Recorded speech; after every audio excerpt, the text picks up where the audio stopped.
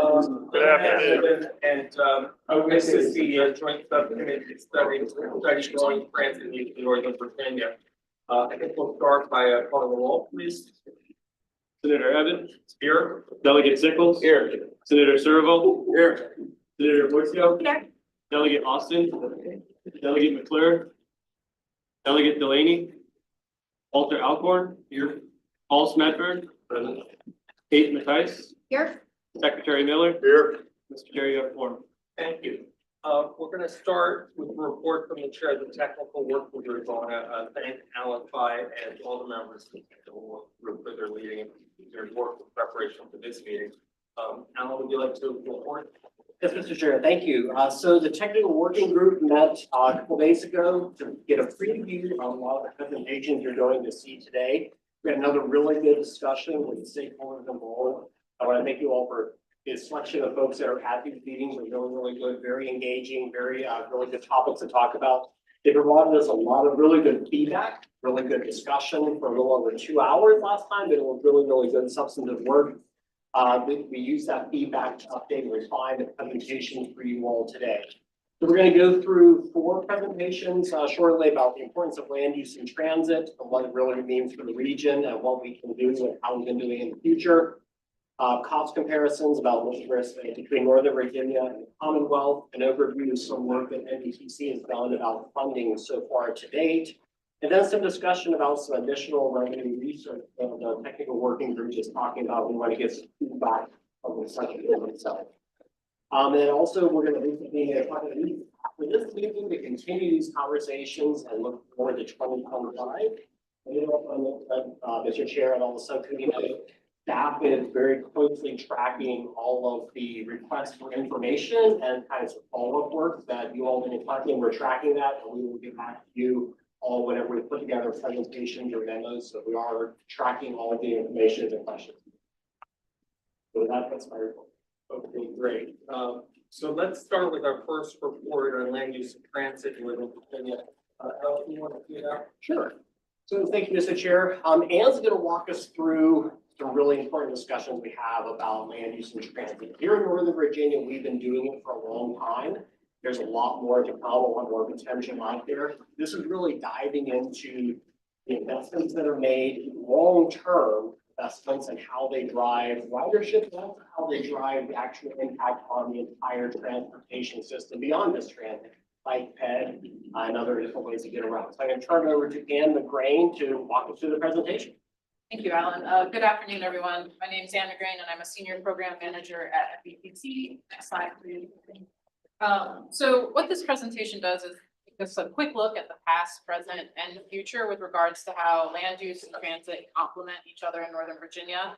I'm going to do a fast overview of some local jurisdictions, comprehensive plans, and policy documents, and show how they try to focus density and new development towards transit corridors, and how when new transit is being added nearby, changes are either made in the comprehensive plan or in small area plans to better accommodate that growth. And so hopefully you'll see how land use and transportation policies have mutually benefited each other in the past and will continue to do so in the future. Next slide, please. This slide is kind of intentionally overwhelming, but it's a quick scan of the NVTC region, as well as Prince William County. And it's kind of a sampling of this list of policies and goals regarding transit and land use. It's certainly not a comprehensive overview of everything that's mentioned in that regard, but just gives a flavor of what everyone is working at. So it goes through some high points for each jurisdiction. Arlington's general land use plan concentrates high density development near metro station areas while promoting mixed uses. Alexandria has a mobility plan, which is part of its larger comprehensive plan. It essentially measures performance by evaluating the % of destinations that can be reached by modes other than driving. The city of Fairfax explicitly talks about integrating transit with land use and how development patterns impact the feasibility and attractiveness of certain mobility. In Falls Church, they support land use patterns that increase transportation efficiency and transit use. Fairfax County looks to achieve a balanced transportation system that reduces reliance on the automobile and supports more rail and expanded bus service. Loudoun County recently introduced the concept of urban policy areas, which are a new planning area concept that's specifically for the areas around the Silver Line Metro Rail stations, in order to support mixed-use, transit-oriented development. And finally, Prince William County has an action to direct new development to areas served by transit corridors. So hopefully, this just gives the sense of the fact that there are many policies and plans. And then we also have practice that we can look at. And so the next few slides will show some before and after outcomes of these transit and land use policies over the years. So next slide, please. This shows the Roslyn-Ballston corridor, which we're currently on. And it's a commonly cited example of transit-oriented development done right. So Arlington developed this bullseye concept that concentrated high and mid-density redevelopment around transit stations and then tapered down to existing neighborhoods. There was the corridor-wide general land use plan with agreed to development goals and then individual sector plans that created a distinctive vision for each station area. And so these photos show the metro entrance for Ballston in the 70s when it first opened. It was in a sea of parking lots. And really a more recent aerial shows how there's higher density development to take advantage of what is high quality transit service. Next slide. So as Metro expanded west along the Silver Line, the other jurisdictions followed this Arlington example of centering and focusing development around transit stations. This before after of the Wheelie-Reston East Station in Fairfax County. You can again see in this before and after how now in this post Metro Rail coming, we have businesses clustered around the station. They include Google, ICF, Comstock, among others. So it's definitely a more vibrant area. If you move to the next slide, we show how this trend in kind of building walkable mixed-use communities along the Silver Line continued into Loudoun County. So these photos are showing the development of Loudoun Station at the Ashburn Metro Rail Station. And as I mentioned in my quick overview of policies, Loudoun did this by creating a new planning area, that urban policy area, to support growth around the new Metro Rail stations. Next slide. But this subcommittee is looking at more than just Metro Rail, and so we wanted to talk about some examples of transit and land use with the other modes. So in Prince William County, there's a North Woodbridge small area plan that guides new or revitalized development in the area to take advantage of a VRE station there. And there are also OmniRide buses. So the screenshot on the right is from a local news article that discusses a transit-friendly development that was approved after that small area plan was approved. And it specifically calls out how the development intends to connect to the existing transit options. And then on the next slide, buses, and in particular bus rapid transit, BRT, can support and also be supported by this high to medium density development. So in our region, Metro Way, which is in Alexandria and Arlington, is an example of a BRT line supporting that increased development. And again, it was based off plans. For example, in Arlington, the Crystal City sector plan envisioned this future neighborhood of increased density, improved public realm, and you know, the transitway was identified as part of that. And then with the next slide, as we look towards the future, there's Fairfax County, and it a couple of years ago released design guidelines for what are called community business centers, but the idea is that they're surrounding and supporting the planned Richmond Highway BRT stations. Next slide, please. So taking a step back from these very specific use cases and kind of the before, the current, and the future, I think it's important to note that the Metropolitan Washington Council of Governments also has this concept of high capacity transit station areas, which they developed in 2021. And that's kind of building off of the activity centers that they often talk about as well. And so these are the areas around high capacity transit stations. And they represent about 10% of the overall MWCOG's region's land area, but they're forecast to accommodate a much larger proportion of both the region's household and job growth, so 42% and 55%. So what we're seeing is that at both the local and then the larger regional level, we're planning development around transit. Next slide. And then just these slides show the MWCOG cooperative forecast through 2045. So this is COG looking forward into where new density or new development will occur. And so the map on the left is the population growth and the map on the right shows employment growth. And you can really almost point out the metro rail stations and especially the Silver Line stations based on the density of dots along the corridor, particularly around Tyson's and then from Fairfax into Loudoun. So again, just kind of reemphasizing this idea that the region is really focusing on these transit nodes for future density. Next slide. Now, the relationship between land use and ridership does get a little nuanced when you begin to dig into the numbers. A new station or a new small area plan doesn't immediately lead to high transit ridership. As with any multi-generational asset, it takes years to see the full results of the change.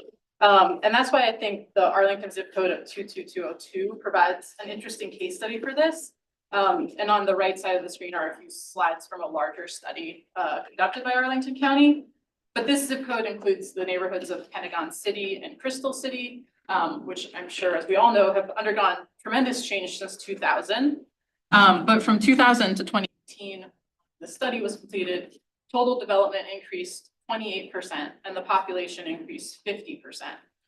This 50% population increase did not lead to an increase in traffic. So just to repeat again, 50% more population and not an increase in traffic. In fact, daily weekday traffic decreased by 18%. So what happened in this neighborhood was that a predominantly office-focused area transitioned to a more balanced mixed-use neighborhood that allows for shorter trips to work, shorter trips to the grocery store, other services. And so while Metro Rail boardings had a small 6% increase, the built environment also allowed for more walking, biking, and transit. And 24% of the households were choosing to be car-free. And then kind of when you think about the larger kind of things happening as well, this growth is all the more impressive when you consider that how BRAC impacted this area and how tens of thousands of federal jobs were lost kind of around a similar time frame. But through this planning and coordination of the land use and transportation connections, Arlington and also Alexandria and the Potomac Yard area were really well positioned, to win the Amazon HQ2. So it's kind of an interesting tale of the transit being placed in the right positions and the development also supporting it can lead to new benefits. Next slide, please. So we'll end just with a couple transit land use takeaways. I think the number one thing is it's important to remember that our region has spent over 50 years encouraging development towards high capacity transit corridors. And then our guiding policies continue to support this close connection between transit and mixed use development. So I think we'll continue to see positive outcomes from that. Transit-oriented development also supports more than just transit. It provides the option for a car light lifestyle in which transit, walking, and biking are the norm. And you can choose to use your car if you wish, but you don't have to. This has the added benefit of both increasing population and employment density, but also you kind of maintain the existing capacity on the roadways. You're not stressing that. And then lastly, ridership takes time to develop and grow, and is often impacted by a variety of factors that are outside the control of transit agencies. What I do want to note though is that in a strategic plan for joint development, WMATA has found that stations with significant transit-oriented development have more stable ridership over time and actually show better growth than the system-wide average. So again, our transit-oriented developments are really setting up our system for success. And that is my report on transit land use takeaways. Thank you, Ms. McCray. It's interesting. I noticed that on slide, I don't know which slide it was, but you said 28% of the development in Crystal City or Pentagon City was car-free. Is that of new residents or of the whole community?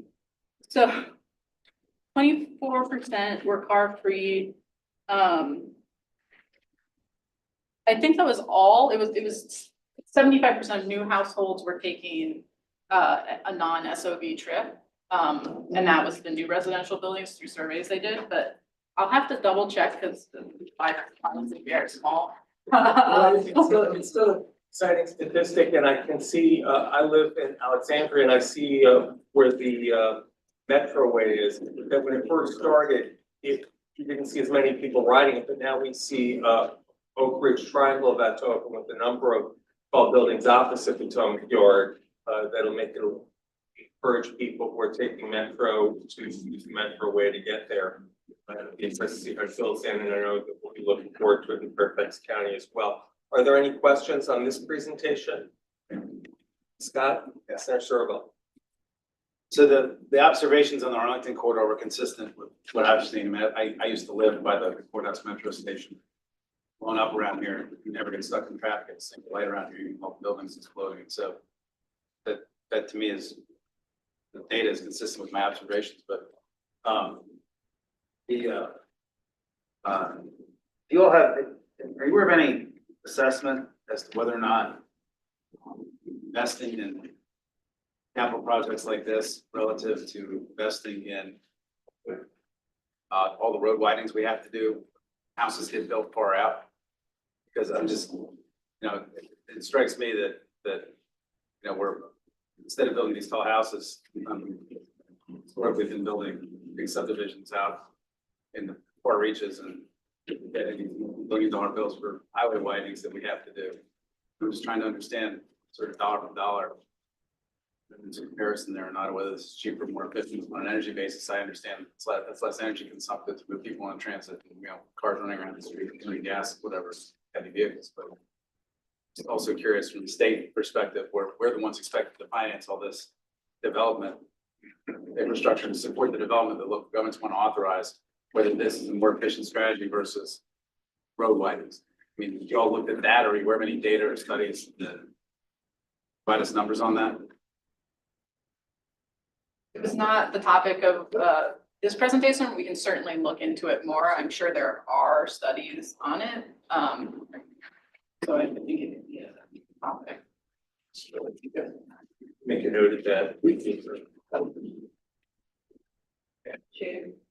Yes, Delegate McClure. So I live in Crystal City and just wondering, and apologies if I missed it, up to what year was the case study?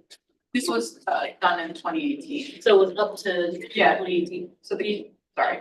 Do you plan to follow up based off of all the new units that are coming online in Crystal City and Pentagon City?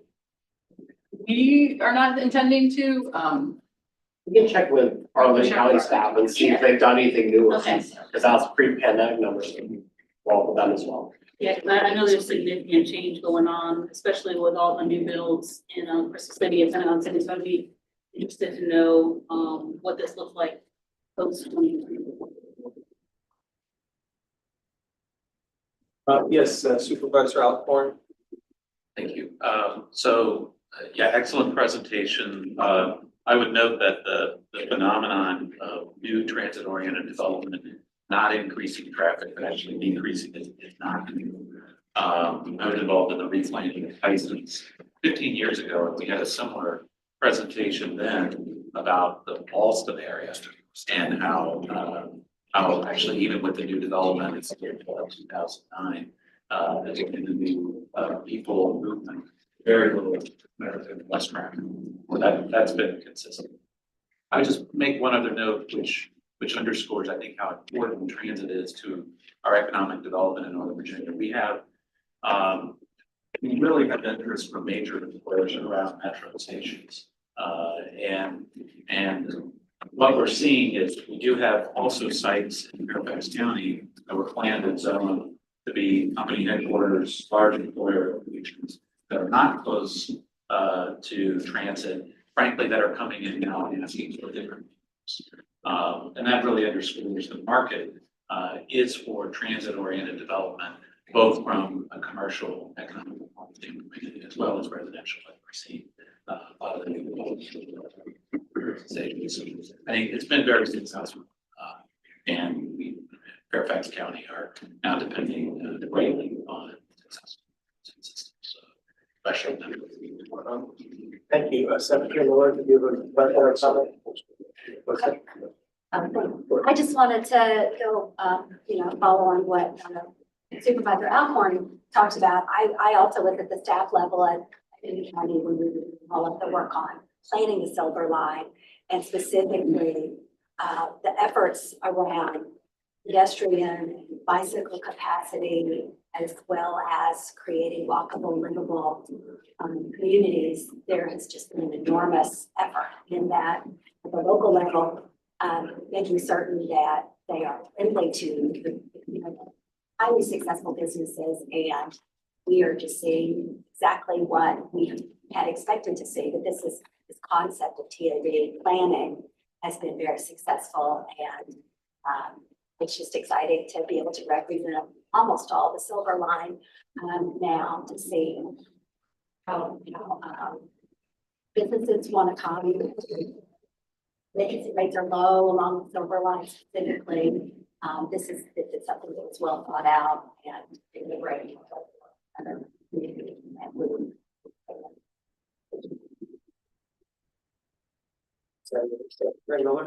Thank you. I think there's great agreement that transit-oriented development is good, it brings value, and you know, if you can, the more that you can do that, it's a good thing, generally speaking. You know, there's a difference in how we talk about things. Senator Sherrill was talking about road lines and so forth. And we're not here, I think, not just talking about fixed rail transit, but bus transit, etc. And they're very different, right? The fixed rail transit problem, or thing that it brings with us is fixed. You know, it only goes where it goes. If you don't live where it starts and you don't want to go where it ends, it really doesn't matter.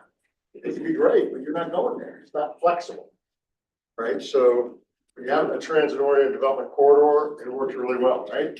When you run it out 30 miles and you go to a suburb, the density is not there, and people aren't going to go to where it ends up. They're not going to ride it, right? They're not. The density is not big enough. They're not where it is. They don't want to go where it takes them, so they're not going to do that. Buses are much more flexible, of course. They exist. So all these got to work together. At the end of the day, I think what we'll continue to see is that it will work well. Fixed rail will work well.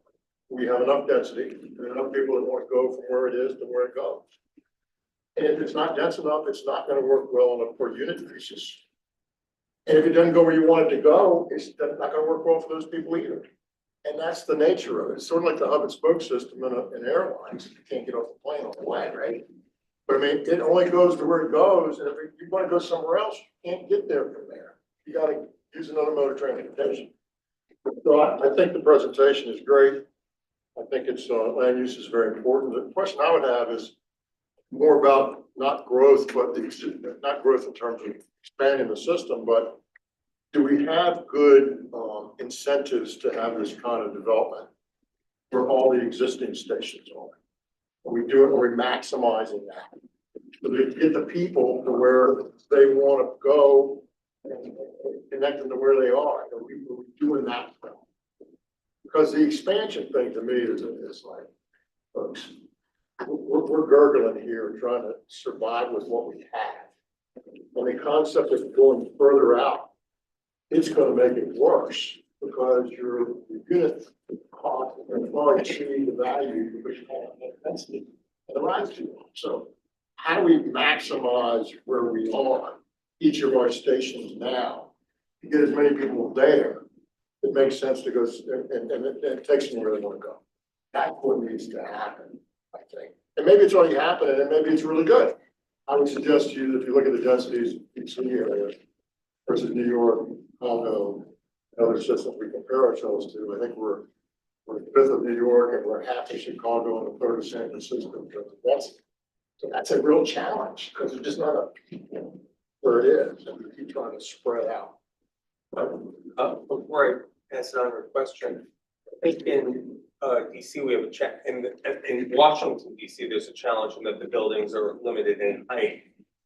But we've seen in Pentagon Crystal City and then study and in Clarendon that while it was not first as dense as we like it, that density has come with the development.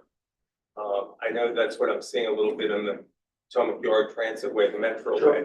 Do you have any other comments on that? And do we have to, are the localities and their zoning practices and their land use practices, are they incenting that where it is today? Are they doing it to their best of their ability? I think Supervisor Alcorn wants to comment on that. Yeah, I think the short answer is absolutely. I know in our comprehensive plan in Fairfax County, you know, for example, in Reston, we're more than doubling Reston's population than it is today, in our approved comprehensive plan. Tyson's, it's tripling the population and doubling the employment over the next couple of generations. It's called comprehensive plan. And most of our economic development efforts are, because they're successful here, towards, at least for larger employment, towards those beneficiaries. And then also in other parts of the county, a lot of activity going on. Huntington is the focus of a lot of potential redevelopment activity. I don't think density isn't really the problem. I think what we're dealing with is just the market, and absorption rates are such that it doesn't happen overnight. As Ann said, this tends to be a couple of generation thing before the density fills in. And the Crystal City, Pentagon City example is very good because it's had a couple of different iterations of redevelopment. So I think it's something we definitely need to keep focused on. I think by and large, I think local governments are trying to maximize those investments. And just to add, on the MWCOG cooperative forecast maps where they're showing that density being put in new areas around transit, those are cooperative in the sense that they're done with every jurisdiction in the MWCOG region, and so they're kind of agreeing upon these things, and it's based on where they have like the zoning and the land use that would allow for that density to happen. Senator Sturgill and then Delegate Sickles. So just to, I guess, follow up on the Secretary's comments, the Supervisor Alcorn, you know, the Route 1 corridor, which you saw one slide about the Route 1 BRT, the study that the state they paid for that laid the groundwork for the Fairfax County rezoning, which led to the $1 billion investment in that, projected that we need that to support the transit, we would have to add about 80,000 people on top of where 40,000 people live. And the county comprehensive plan was rewritten to accommodate that. Now, the development hasn't come yet because the ribbon cutting is still about 7 years, 8 years away or something, but it's starting to happen in Huntington is the thing. Somebody just mentioned where the metro station currently is, sort of slowly bleeding south. But a lot of the expansions, transit expansions that are, I think, under discussion are not extensions out into the hinterlands. It's mostly building more transit within dense areas. For example, the Route 1 BRT is about 2 miles from the DC, the corner of the DC boundary there. It's at, you know, square footages in Tyson's go for $10 a foot. Actually, the square footages just across the interstate with Metro is go about $10 a foot more than they do right on the other side of the Beltway, even though they're like a mile apart, but one has transit and one doesn't. So we see big differences in valuations and demand just based on transit. And I know Metro's long-term plan that they keep the lane coming out with is again mostly about building more transit within the inner core to accommodate more stuff inside the close inside the Beltway stuff, not further extensions out the Lake Loudon or Stafford or, you know, Frederick or anything like that. That's more like the that is Metro zone. So I think it's important to keep that perspective. Senator, I was gonna have similar remarks to Senator Sturgill. That the DRPT study on the Route 1 corridor was very useful. One of the better studies I've seen come out of state government, Secretariat. I think the supervisors have tried to follow the instructions in that to make transit viable. So I think that's worked. It's been helpful. I think I don't understand why you have we have this 5 levels of stick construction. that's under the building code in Virginia. And so instead, on our side of 95, instead of building a 16-story building with an elevator in it, they can only build 2 or 3 and then 5 on top of that, do 2 or 3 of concrete. And that's very disappointing that we're not maximizing our sites at Huntington, actually. We've got a huge new apartment building there, 260, hasn't been occupied yet on a plot of land that could have accepted a lot more than that. And there is, while I'm for density, when you try to do it, there is a huge backlash in many neighborhoods. And we have a couple of fights going on in my district now about 200 apartments on a place. There's signs all over the neighborhood, save our shopping center from these 200 apartments that they want to build there. So we say we want housing on the bud there on the very entry line. People oppose it strongly. So I kind of feel sorry for the supervisors in a way, but on the other hand, that's what you get paid for. So you need, but thanks for stepping up where you can. Thank you. Great, no more questions on this presentation. I'm going to ask Mr. Pride to tee up the next one on cost comparison. All right, thank you, Mr. Chair. So Ann again will walk us through some discussion and analysis we did looking at cost comparisons between Northern Virginia and the rest of the Commonwealth.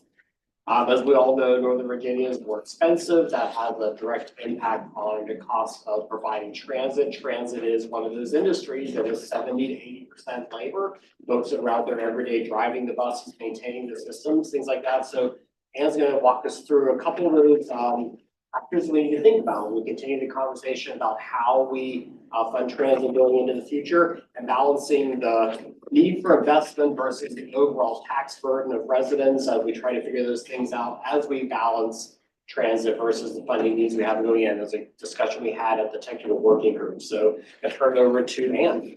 Thank you. Next slide, please. So as Alan mentioned, employee salaries at transit agencies typically make up the majority of operating expenses, in that I say over 75%. And so there's really a strong link between operating costs and the area's cost of living. But the cost of bus service in Northern Virginia, while it's not an apples to apples comparison to the cost of bus service in other parts of Virginia, it is kind of in line with trends that you see across the transit industry. So the screenshot on the left of this slide is from DRPT's Transit Service Delivery Advisory Committee, and it's from a presentation in April. And it just shows how all bus agencies in Virginia are seeing increased costs due to inflationary pressures, increases in staff pay, and collective bargaining agreements. So this is not something that's unique to Virginia. Honestly, it's not unique to Northern Virginia. It's not even unique to Virginia. It's really being seen everywhere across the country. Next slide, please. And I also think it's important to note, while we're focused on transit, this rising cost scenario is really something that you can see throughout the transportation industry. We're seeing increased costs for all modes and infrastructure. So much like transit's operating costs rising over time, the formula funding that's received by the Highway Maintenance and Operating Fund, the HMOF, is also not keeping pace with the increasing operating and maintenance costs that we're seeing in Virginia. The one difference, of course, is that the Highway Maintenance and Operating Fund is backfilled per code by the construction fund.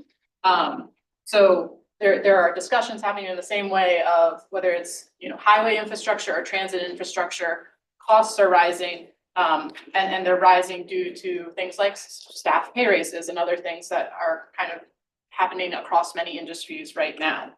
And so then on the right, I just wanted to note that there's something called the National Highway Construction Cost Index, and that's a federal index that tracks highway costs. It too has increased at a greater rate than the Consumer Price Index, or CPI, which is kind of the light blue dotted line compared to the National Highway Costs Index, which is that red line. So again, just kind of trying to set the scene. Transit costs are rising, but other transportation costs are rising as well. Next slide, please. So then moving on to the cost of living in Northern Virginia. On the right is a table that I pulled actually from the Loudoun County Department of Economic Development.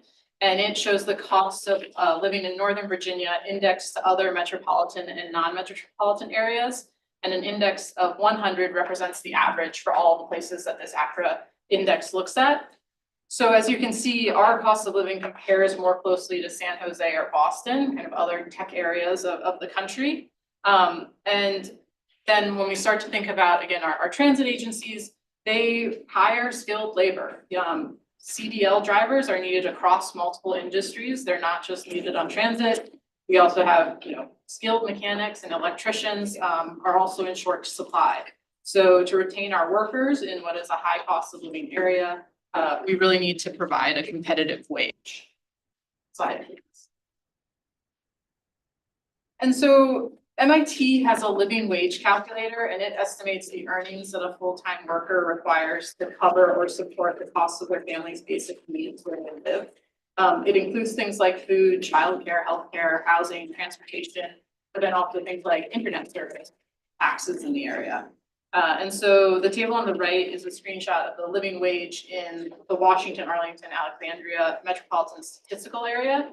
And it shows just a single adult. And I want to specifically highlight that a single adult in Northern Virginia with no children would need to make $27 an hour to make a living wage according to this calculator. And then comparing it to a living wage in either Richmond or Roanoke for the same adult would be $21.85 in Richmond and $17.96 in Roanoke. So the living wage in Northern Virginia is nearly 24% higher than one in Richmond and 50% higher than the one in Roanoke. So again, this is just to get people thinking as we talk about ways to rein in increases in operating expenses. We just need to remember labor being that majority of the expense and how important it is to stay competitive in the market if we're going to provide great service to our region. And I also just want to circle back to that first bullet. So the hourly rate for a bus operator in our region, just starting out, ranges between $24 and $29 an hour, depending on the agency. So again, putting that in perspective with that $27 living wage if you're a single adult with no children. Next slide, please. So just to conclude, increasing operating costs is a trend across the transportation industry, honestly, other industries as well. And for transit, that cost really is due to labor costs. But Northern Virginia's high cost of living makes providing a competitive wage really necessary for recruitment and retention, which also then just makes it difficult to compare transit operating costs in this region to operating costs of agencies in other parts of Virginia simply due to that cost of living difference. Thank you. I noticed on the slide with the bus operator starting hourly rate, in Richmond, it's about $24.91, but locally here in Northern Virginia, it's $24 and $29. So it doesn't seem so far off the low end of Northern Virginia, at least in their hourly rate. That's correct. They recently, I think it was here, they had a fairly substantial pay raise in Richmond, so that's partially that. Are there other questions on this presentation? Senator Sturba. One of the issues that I raised at both the Metro board meeting, and I think at our last meeting, the possibility of consolidating all the bus services. We have like, what, eight bus services operating in Nova now. Y'all look at how the costs compare between the various services. If we can get a sense whether there might be some efficiencies in consolidating it all under Metro like we did back in the 60s and 70s. Right, so you can start that and then I'll turn it over to Smithburg. That's something we're definitely taking into consideration from last meeting. We're tracking that. There are a couple things moving in the background right now, but I think some conversations we're having with Metro that once some decisions were made by the Metro board about formulas, sort of things, we'll have a little bit better progress in trying to get that as close as we can get apples to apples comparison as really challenging the structures of them.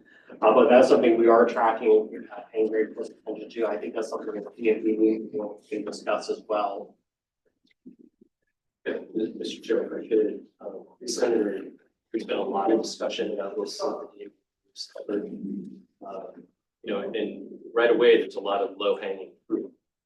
Training, purchasing, maintenance, part collection, a lot of things that could happen relatively quickly, but there has been a bigger question of, is it possible ultimately to have a plan in place that would consolidate some of this planning and operation? Okay, this is Senator Quisto and then Senator Sherlock. Yeah, thanks. Okay, well, I appreciate the fact there's discussions. I'm just trying to understand if anybody's identified inefficiencies. It seems incredibly inefficient to me to have 8 separate collective bargaining agreements, 8 separate facilities and 8 separate everything. Well, exactly. I mean, purchasing, Right. maintenance, training, all this stuff is repetitive of all these different groups. If we could do it together, get it all collectively, save money. I also think it would be a much better user experience for consumers on the other end of the thing. Marketing, how things look, Right. technology piece, transfer between rail and bus. Okay. That's needed. To follow on that, is that something that we is looking at seriously? It's come up quite a bit. I think it's something ultimately that probably be part of the recommendation.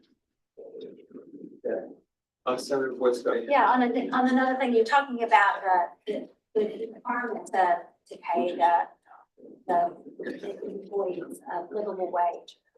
Is there a shortage of drivers? Do we have numbers on job openings or the turnover? And then we've seen some reports over the past year around some of the operators perhaps not being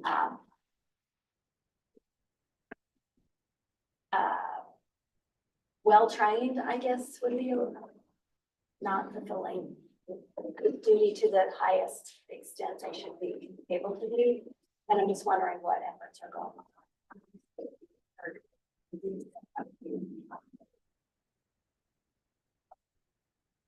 Speaking with your first part, I can speak a little bit of that. There is, generally speaking, across the transit industry, a driver shortage. I know, I'm just recently at half of the American Public Transit Association's national meeting.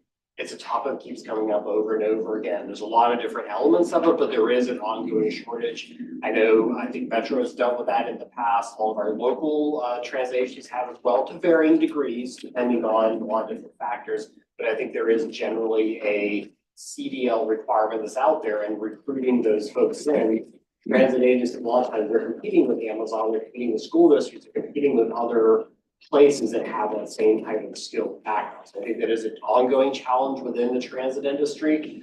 To your question about the issues individually at performance related at individual transit agencies, I think we'd have to the transit agency leaders that talk about the challenges. And what we can do to mitigate those problems and make sure that everybody will be trained appropriately. Everybody is safe and trained, right? I think that's really important. Thank you. Unless there are other questions on that, I'm going to ask, yes, Just a couple of those. Thank you, sir. I don't think there's any question that we all realize that, transit costs and other costs are going up. But I think it's important that we look at what the factors are driving the cost. So a couple of things I'll say. We talk about the highway maintenance and operating fund deficit. There's no question we're struggling with that, right? The costs are up substantially, and transportation related construction costs and maintenance costs are up higher than many than the baseline costs of the economy. Why is that? Well, there's a number of things, but one of the things that certainly has impacted, and we're very thoughtful, or we try to be very thoughtful about it. But there's only so much we can do. We did a couple things. One is we reacted as an economy to the supply chain of COVID, and that changed the whole supply chain issue. Things are harder to get, it takes time, and their costs are up. That's one thing we did. One thing we experienced. The second thing we experienced is we decided to print a lot of money and give it out to states to help them do stuff. And we're doing a lot with that money. And we're glad that we can put that money to good work once they gave it to us. But understand, when you have a fixed contractor base, which is what you have, certainly at this level of construction, you don't create companies like this to go do road construction and we make them overnight. And you throw a bunch of work out, guess what happens? Price goes up. We're driving our own inflation in that sector. Now, that's a balance, right? You want to get the work done, but you don't want to have so much money out there that you're competing against yourself. And we've never had more construction projects than we do. So we see that. We see us competing with ourselves, and that drives it. So we worry about that. But when we just say the numbers are going up, that's obvious, right? The math is the math. The question is why? When you look at transit, they have similar situations with supply chain, they have similar situations with general inflation. But I think what we need to continue to focus on, think about as we're looking at these other opportunities is, are they efficient? You know, are they running the best they can run? If we sort of start with, here they are today, and here's what we're gonna need, because this is where we project the costs, and off we go, is the baseline reason, right? What is your data on, if I got on any bus in your transit data here in Virginia, I got on any bus at any time, what's the average number of people on the bus? And what's the average number of seats that are available? Do we have that data? I think we can reach out to some of our. Now think about that. Okay, think about that right now. We don't know the answer. And I'm not blaming you, I'm blaming us. We don't know the answer, right? I can tell you anecdotally from what I see, which is not comprehensive, it's not good data. It's just what I see. And I ask people, and I'm not talking about the heavy routes, I'm just talking about the short rapid route. 7, 8, 9, 6. Guess how many bus holes? 55. So do you think Greyhound would run a route, 6 people on it, on a 55 passenger bus over and over and over and over and over and over and over? They wouldn't do it. They can't. But we do that. And the answer comes back, you can't buy buses. You can't buy smaller buses. Nonsense. If the market wants smaller buses and demands smaller buses, we'll have smaller buses. We have them now. So let's not just focus on, we gotta focus on why the cost is going up and whether we're being efficient at the same time. And that's what I think we lose sight of. I know we're all working hard and it's a tough, complex problem. But I also say this, and you see these costs going up, well, we're just feeding the beast. It's amazing to me, we restarted some microtransit. And the only thing that I think is crazy about microtransit is that people act like it's not gonna work. Right, we started to do a pilot and then we celebrate when it works. Well, if somebody gave you an app, if they use this app like Uber and call a vehicle to come pick you up and take you somewhere and drop you off and bring you home again, and it's not going to cost you any money, does anybody really think that's not going to be successfully used? You don't think people are going to use that app? They're going to use the heck out of that app. Because why wouldn't you? It's free Uber. Of course it's going to work. And I'm not saying it's a bad thing. I'm just saying the fact that we sort of celebrated working as if it wasn't going to work it goes to my point, which is some of this is just common sense, right? Of course that's going to work. And more and more we do, we just need to be efficient about it because we don't have the money. I want to say one last thing before. It doesn't matter in Virginia what San Jose or San Francisco or New York is. Our bus drivers and our rail operators are not going to San Jose. It's a market in Virginia, and all that matters is what's in Virginia in their local market. And yes, they need to have a living wage. Yes, they need to be able to pay their bread and food and raise their family. And if they don't, they're going to go do something else. And our turnover centers, our turnover should show that, our data should show that. And that's what we should be looking at. Because they've got to earn a living wage, no question about it. But they'll tell us if they're not, because they won't stay there. They'll go somewhere else. And it really doesn't matter. It's not San Jose. So good data, keep pushing on it. But we really ought to know whether we're being efficient or not. Okay? So just using that, saying, yeah, yes, yes. Well, I appreciate your, before I turn to Delegate Sickles, I appreciate your focus on efficiency. I just want to say though that a bus that maybe has 7 or 10 passengers during the middle of the day, during rush hour, that same bus may be having 30 or 40 passengers.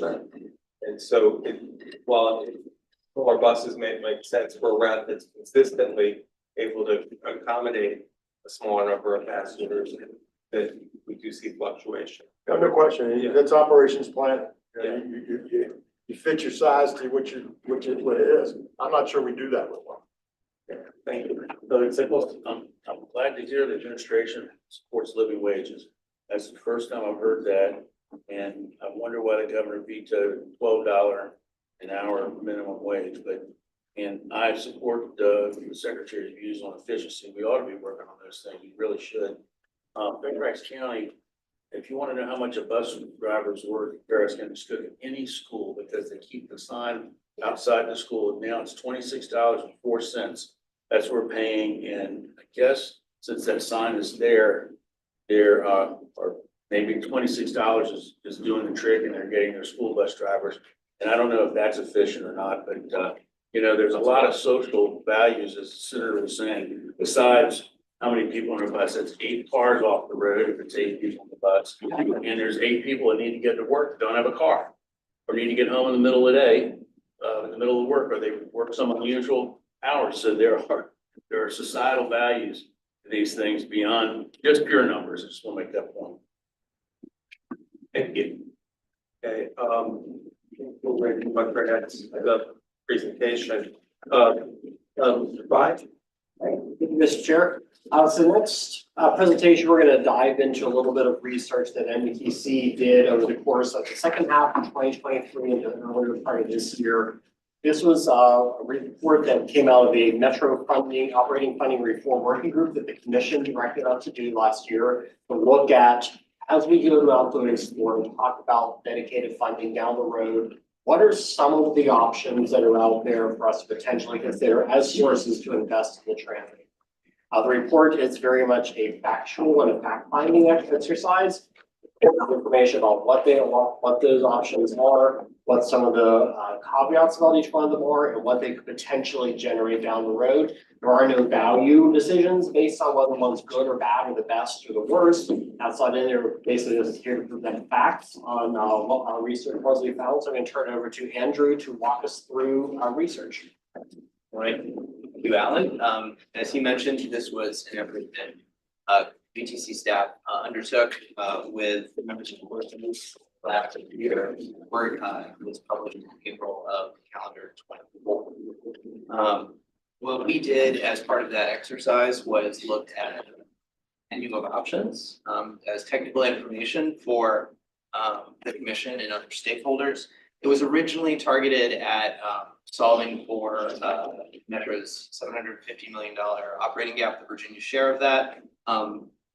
When we sort of had a lot of foreknowledge from the Metro Board and others about the expiration of federal pandemic aid. And that conversation obviously evolved as we pursued collectively the grant funding plan. And it forms an excellent body of work that's a foundational input into this effort. Next slide. One thing that we did in that report was catalog the existing property tax rates in our 6 cities and counties at the time, as well as what 1 cent would yield in each of our jurisdictions. As I think this subcommittee is very keenly aware, Virginia is a delightful state. I'm not going to belabor that point here, but for our audience who may not be aware of what that means, it means that for our cities and counties and localities, they have tools that are spelled out by the General Assembly. And so without any action, kind of the primary tool they have to look at closing these gaps is the property tax. And so collectively, depending on what numbers we're solving for in this effort, it could be something very large, possibly double-digit rate increases, which would be obviously incredibly challenging for our localities who have a number of other responsibilities to fund as well. Next slide. So what we did last year with the working group was we did a qualitative evaluation of, I think it was up to 41 different possible revenue sources. Some of these were very discrete, some of them were kind of more strategies, some of them were rather esoteric. But in category speak, we looked at existing sources we already use, either in the state or in Northern Virginia. Other sort of typical common taxes, driving based fees, vehicle based fees, driver based fees. We evaluated some value capture strategies and then a number of other additional options. We did a qualitative review of those and scored them with a consultant help. Those evaluation factors are listed in the middle there. And then we got to sort of a short list that we then whittled down to 10 sources to look at. And again, this was not to make a recommendation about a source, but to simply study them further and get some revenue estimates. The 10 sources are shown on the right. And what I'll do in the next few slides is speak to them at high level. I am of course happy to go into extensive detail on them. We have one slide per source in the appendix, which is a reference, but kind of go to those if we need. The broad categories are looking at sources that already exist at a regional level in Northern Virginia that are used for transportation or transit, sources that exist statewide for transportation in Virginia but don't exist at a regional level, and then sources that would be new. Next slide. So what we did on these 10 is looked at what would an NVTC district, sort of a regional estimate look like, and then I'll get to it after I go through these next 3 slides. But we then looked at a statewide snapshot as well to kind of capture both regional and statewide sources. For this slide, I've got kind of what we call them the big 4. The first, of course, is the retail sales and use tax. And so just to set the stage and give a little bit of background, in NVTC, that is 6%. It's 4.3% is statewide sales tax. 1% is a local option. And then within the NVTC district, there is a 0.7% increment that goes to NVTA. So top line is 6%. In each of these, what I have done and shown on the slides is sort of what is a logical increment. And so we've looked at sort of 0.1% for several of these. Sometimes we look at 1%, 1 cent. It sort of depends on what we're talking about. We wanted to just look at an incremental baseline that could help provide some homework and inform any potential funding conversations as they proceed. One thing to note on this sales tax estimate is that we had to rely on 1% local option numbers that come out of our city and county budgets, and those do include the grocery tax. And so these numbers in any next step should be revised down. We need to pull that out. That just was something we weren't capable of in the first round of work, but we identified it as something that we think is logical to occur in efforts. The next source that we looked at is the transient occupancy tax, and so that's the tax one pays on hotels or Airbnbs and such. The General Assembly does allow jurisdictions to go up to 5%. Most of our cities and counties do that. And then there is an additional 3% TOT within NVTC that goes to the amount of capital funds. We did note that that is a somewhat volatile source. We did see a lot of recovery that happened in the TOT post-pandemic. So I think that's obviously something to think about in the future. The next that we looked at is the grantor's tax. This is a tax on essentially buying property, buying a home. You pay it usually when it's closing. There is a statewide grantor's tax. This number, the 20 cents, is simply the regional one. That 10 cents in NVTC goes to capital fund and 10 cents goes to NVTA. We looked at, again, a small increment. Something to note here is that as interest rates have risen, there's obviously been, I think, a slowdown in the real estate market. So there's just some things to consider on that, on the grantor's tax, and looking at this as a potential source. And then the last here is the regional motor vehicle fuel tax, or commonly referred to as the regional gas tax. This has been in NVTC for some time, right? At least in fiscal, I think this was fiscal 23 or 4. It was at about 8.7 cents per gallon. It is adjusted for inflation. It was sort of updated in the 2020 transportation bill. And something to note here is this is already going in a number of places. So it is currently used for VRE. And then it's currently used for the WMATA capital funding. And then the net revenues from it are available for other jurisdictions to use to help pay their metro subsidies. We did note there is, I think, short term it's doing well, but there is a long-term uncertainty here about transition. So it's always something to think about when looking at gas tax. Next slide. These three are a cluster of sources that exist statewide but do not exist at a regional level. So we developed an estimable at regional number look. So the first one here is the motor vehicle sales tax. It is statewide at 4.15%. This is something that you pay when you buy a car, and it is based on the place of jurisdiction where you live. It obviously has high growth potential, and we used a methodology with data. And then the next item here is the vehicle registration fee. So this is annual, an annual fee that you pay when you register a vehicle. And the last is the driver's license fee, which is when you get your license or renew it. Now that obviously is not every year, every 8, this can change, move.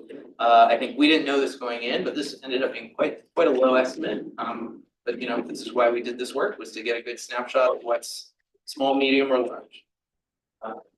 Something else just to note is in those appendix slides that I mentioned, we give a comparison of what these rates look like in DC, Maryland, Virginia, just to give a regional.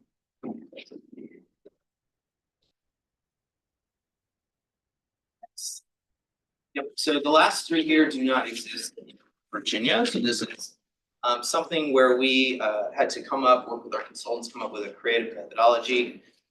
We do give this sort of low-high range here, and I want to just note that we applied a higher level of uncertainty in this slide than in previous slides, just to denote that it is very much an estimate, and just sort of acknowledge that there's going to be some higher range of uncertainty on things that you have to infer using.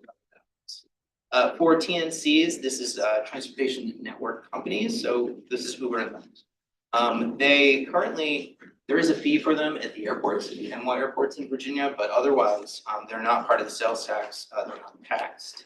DC does have a 6% TNC fee, tax, and it is based on the place of jurisdiction where you sort of order the trip. And so we mirrored that methodology in coming up with an estimate here, so it's place of origin based within the NBTC jurisdictions, and came up with an estimate here as well. We did note it as volatile because it saw a lot of swings pre and post pandemic, noting that TNCs are highly subsidized by venture capital.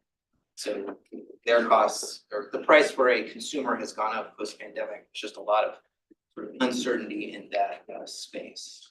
The next that we looked at is a parking sales tax, which again, we don't have in Virginia, but the district does levy.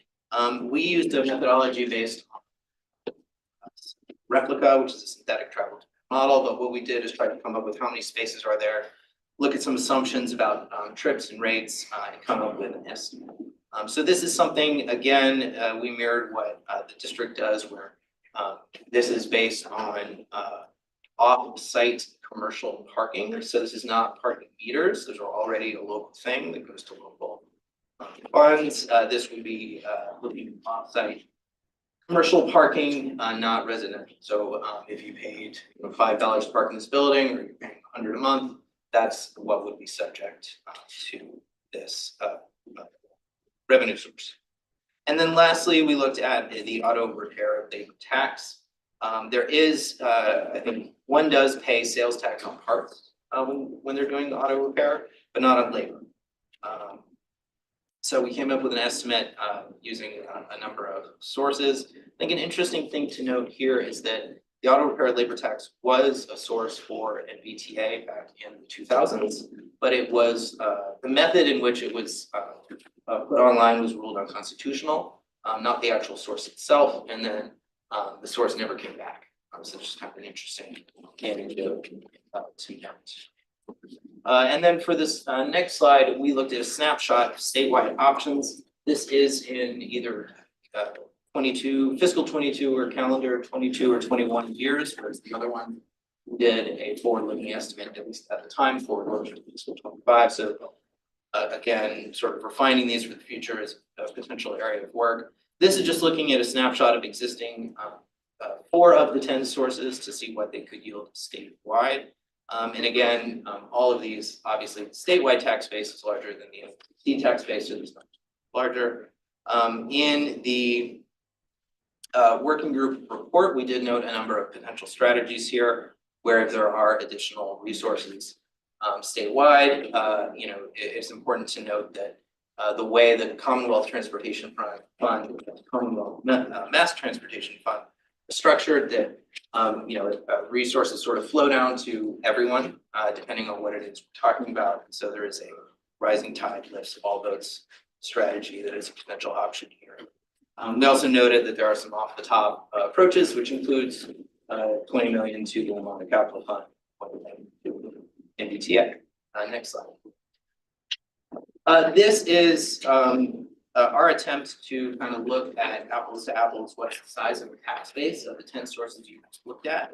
And then we gave a snapshot of what one increment could yield, recognizing that there's little apples to oranges when you're looking at cents versus percents versus gallons and things like that. But the main point of this slide is to note that the sales tax is the largest thing on the 10 that we looked at by far.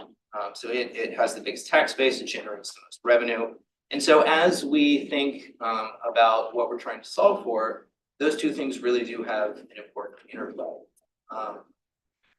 When we developed these 10, we thought we were solving for something in the $200 to $300 million range, but there's an active conversation in DMV moves that will inform this process about what are the numbers that we're solving for and what are the components and are there different types of solves. And so as that conversation advances, I think our note here is that it's really important that that syncs up with some of the revenue sides. We can have a better sense of what kinds of dedicated funding and what sizes we're trying to solve. Next slide, please. So, I think I covered that first bullet that, we really do need to advance that conversation about what we're solving for to help inform our analysis moving forward. The sales tax is the biggest one that gets to these large numbers. And just because that, at least of those 10, is the only one, it doesn't mean that we shouldn't keep studying or evaluating the others. There are a number of other potential reasons to think about smaller sources. One is that a diversity of revenues can help offset the impacts of a recession. So we've seen in our peer funding analysis that places that over-relied on the sales tax when there was a recession, they got hit pretty hard. So diversity of sources can kind of help offset that. It can also reduce any potential proportionality issues within the MTC district. And so what that means is some sources might hit, say, the outer suburbs more than the inner suburbs or vice versa. And so more than one can kind of help with some of those issues. And there could be other policy reasons, right? There could be, some of these have a rational nexus to transportation or shifting behavior to a more transit-friendly mode. And so there's other reasons to think about these as well. And then even though, if they're not necessarily fully dedicated in the sense of bondable for Metro, there are other types of dedicated funding that these could be good candidates for. They could be good candidates to enable for our jurisdictions to have additional tools to help meet these needs. So a lot of different things to think about moving forward. And then, lastly, I think one of the foundational elements of our work is that funding Metro and transit and MBTC and as we move forward, BRTC districts is a joint partnership with the Commonwealth. So continuing to study both regional and statewide sources is an important consideration. I do want to put the revenue analysis in context. That working group had the word reform in its name. And so I do just want to highlight that there was some other work that the working group did last year and was included in that report. We did a very high level accountability benchmarking of how Metro is putting out what kinds of information and how public, and compared against several peers. And long story short, Metro did quite well, performed average with a few small areas of improvement. We did extensively document some of the unintended consequences of the 3% operating cap, and I talked about that either at our last meeting or even the one before that, so I'm not gonna repeat that presentation. And we did talk about a lot of tools for cost containment and other efficiencies. That conversation in 2023 informed our 2023 annual report recommendations, which I covered again last meeting, and many of them have happened. Notably, Metro did raise fares. There was a new CBA that had a wage freeze. Metro is actively identifying cost savings and efficiencies, taking steps to mitigate fare evasion, and there's an active redesign of the Metro bus network underway, which again covered those last meeting, and I'm not going to here, but I want to make sure that we put the conversations about revenues in the same context as conversations about CT. So our next steps here are, this is a bit of a repeat next slide, but we looked again at those 10 sources in MBTC. It was not our charge to look at our sister commission to the south. And we did look at 4 of those 10 statewide sources. As far as next steps and major considerations, before I hand it over to Colin, there's sort of 4 major things to think about here, and I've touched, I think, on all of them. But when we're looking for these solutions, an expanded menu is needed. So the way we're thinking about it is there's those 10, let's extend those 10 to PRTC. And then I think the next presentation here is about looking up to 5. And so really developing an expanded menu will help the subcommittee have options to think about it forward. Continuing to explore cost containment tools is a charge for the SJ28 technical working group, and it's something, as Mr. Smithberg mentioned, it's an active conversation at DMP moves. And once we have the menu, there is, I think, a lot of need to explore conversations around revenue structure and flow, and sort of put some definitions on flavors of dedicated funding, which is something that we're thinking strongly about next year that can help kind of in parallel inform revenue evaluation. And then more broadly, there is engagement that can happen with other stakeholders in the Commonwealth. As we've heard, there are other statewide transportation and transit funding needs, and we've heard from other transit agencies in the Commonwealth who are also facing some of the same issues, perhaps at a different scale, with different issue outcomes. So I think at this point, hand it back to the chair. Okay, before we take questions, I'm going to suggest, based on what the next presentation is about, that we limit our questions on this presentation to the sources that were described in Andrew's report. And I just had one note, which is that for the statewide sources, you were estimating as those taxes were imposed statewide, not just in our district.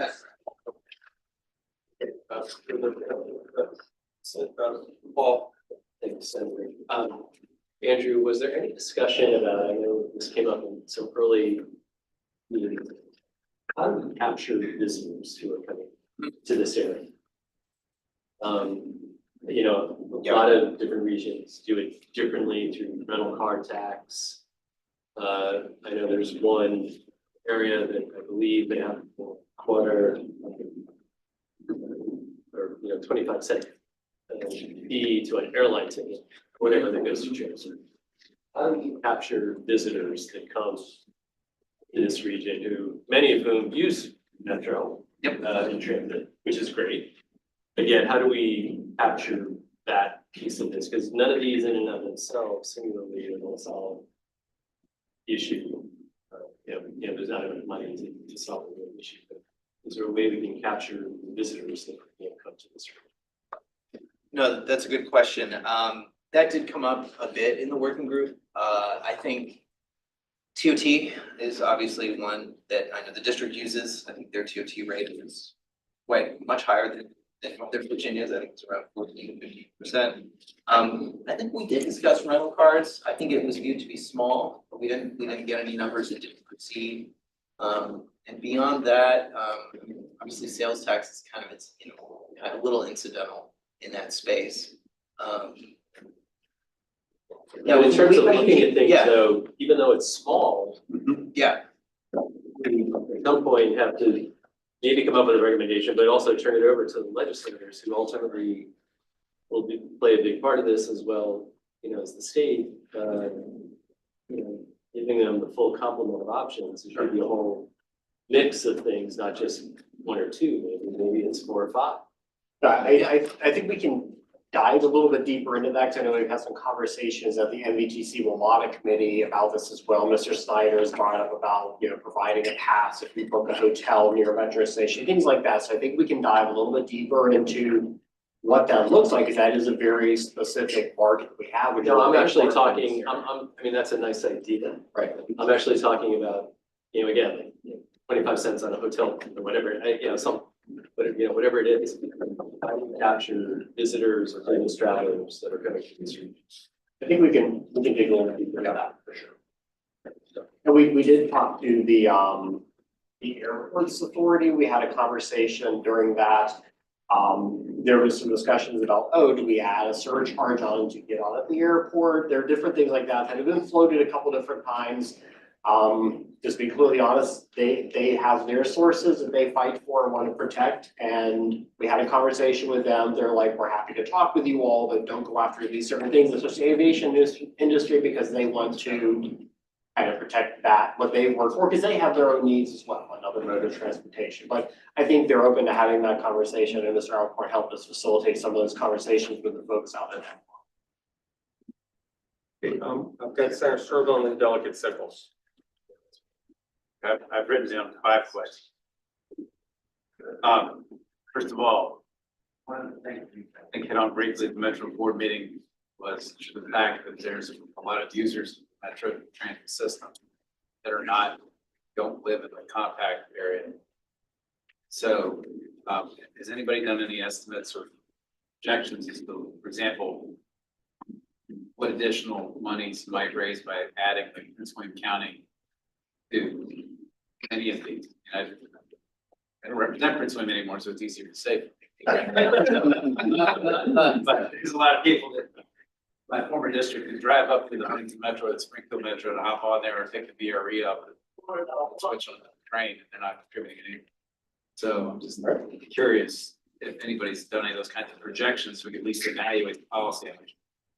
We're going to get to some of that in the next part, but what Andrew talked about, what we propose doing going forward in next year is looking at some of these revenue projections in the MVTC district and the PRTC district, which will start to capture some of those other jurisdictions to the south of us, generating revenue estimates for those, so you kind of understand what that will mean and how do you potentially capture some of those investments for them into the transit system and VRE and all that, right? We need to see that. Second question. Yes. So, second question is, what would be useful from my point of view would be to see a grid, a chart with each of the possible sources. And then some kind of an evaluation on the same chart as to various, variables we're trying to achieve here, like how much money does it generate, whether it has a behavior altering component, we're trying to encourage transit with, how much of it is paid by out-of-state people, or how much revenue it would generate out-of-staters. Because to me, if I'm trying to figure out what to recommend to my constituents is how to pay for this, these are the kinds of things that I need to look at and also be able to argue and justify why we're doing what we're doing. As far as I'm concerned, the more we can get tourists to pay for this, the better, right? So, we already talked about some of those solutions, but I don't think at the end of the day, it's likely to be one single solution. It's probably going to be several, and trying to figure out what rate to set, where to set it, all those things kind of play into it. So that would be a useful chart to have. That's more of a comment than a question. Then the other thing which kind of relates to your next presentation, but it kind of doesn't, because it's mentioned your existing one. Why did you all focus on a parking sales tax option as opposed to a parking spot, a tax per parking spot? I mean, I've often read that free parking is one of the biggest disincentives towards taking transit that exists. It also causes crappy development choices. It just strikes me that looking at a tax per spot might be a better way to capture value than taxing parking where people are charging for it. So I'm not clear why we made that decision. Well, so I think one element of doing a sales tax is, let's use the example of this building. I drive in there this morning, I park for a couple hours and I pay a tax. I then leave, and Andrew comes in and parks there. There's a revenue side of things. There's a turn revenue tax by the transaction that happens versus the physical spot itself. There's a couple different ways you could really nuance the parking tax. We had a really great discussion actually with a lot of folks at our local jurisdictions, and there's a lot of strong feelings at the jurisdictions. And we're trying to find a way that makes sense and think about it at a regional level, and then also what may make sense for each individual jurisdiction. Because also one of the other points Andrew made is if all these revenue sources don't maybe make it into a dedicated funding package, it may be something that our local jurisdictions may want to explore and talk to the General Assembly about enabling them to have more tools in their field. Yeah, but so. Well, still not clear why we're not looking at it for spot. I mean, it strikes me that we're already disincentivizing people to drive into transit-oriented areas because that's where most of the parking is being charged for. You have to pay for parking around here. You don't have to pay for parking down Route 1 in my district if you want to go to the grocery store, even though there's a super cheap bus you can take there if you want to ride a bike. If you had to pay $5 to park, parking spots, parking might be more strict, it's harder to park. It might encourage you to get transit. I'm just not clear why we're not looking at taxing all parking as opposed to just the parking you have to pay for. Which to me, it seems almost to discourage transit. You're going to jack up the price of parking where transit already is. So anyway, that was me. My other two questions or whatever I think are about news tax sources, and I'll reserve that for, I guess, your next presentation. I think just to bring it back a little bit. It'd be good to have that data. I don't know how many Yeah, parking spots we have in Virginia that we can tax. Well, I think the main reason we looked at it as a sort of sales was, we looked at it the way we did, and that it was considered under the like. PNC's auto repair labor and parking sales all kind of initially spun out of that kind of, what kind of services may be taxed. In other places, in this case, the district was very not necessarily in MBTC or in Virginia. So that was sort of why I think it stayed that way, and that I think there's a lot more data availability and sort of ease of applicability and how that could be. Chairman? Yes. I think one more, I apologize for you.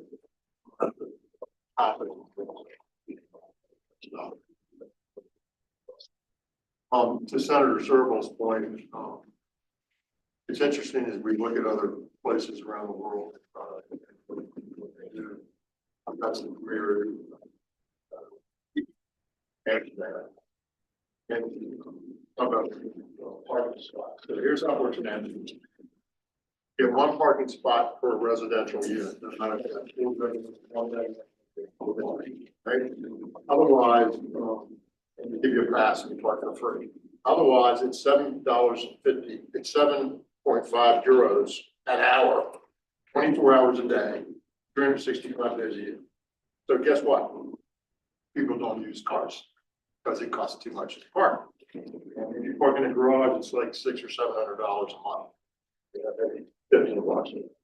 So they've got a different model. They got a different situation. But to your point, they make you not use cars because they charge you, $100 a day, $200 a day, almost to park your car, right? Well, nobody can afford that, so they don't have it.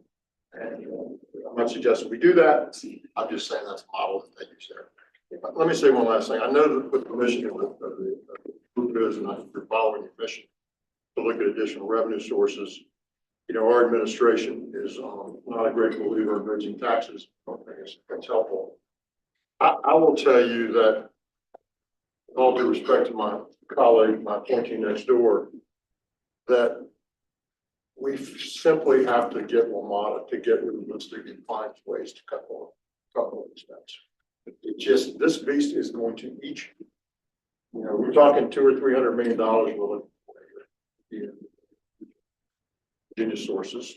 That's not the one. You can sort of add the capital piece that's coming up. We're not even talking about. We're going to run out of capital here very shortly. Double model. Oh. We don't find a way to rein this beast in. You're gonna be back here in 6 years and be having the same conversation all over again, because they're gonna outstrip your revenue sources. And you're gonna be finding, you're gonna be looking for new ways to. And that scares me. It ought to scare you all a lot. And so at the end of the day, I don't see the administration supporting tax increases for that purpose. Well, not now. More work. The administration is very short now. So we'll be gone in 14 or 15 months. But I would encourage you to continue to push on that. I know you have Paul, but you know, we got 50 million. 50 million is 50 million, right? It's a lot of money. But what's the budget?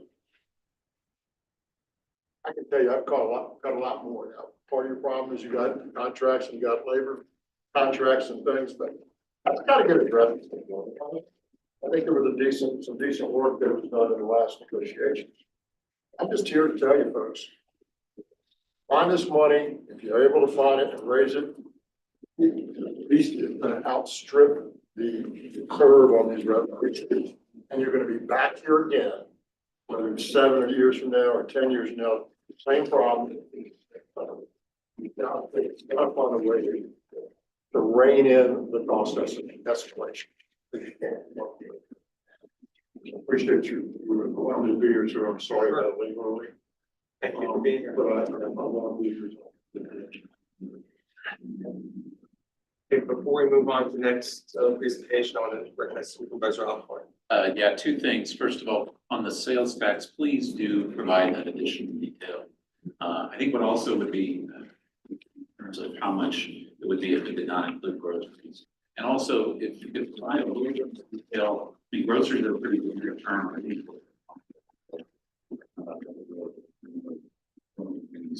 People are concerned about it. The other thing is,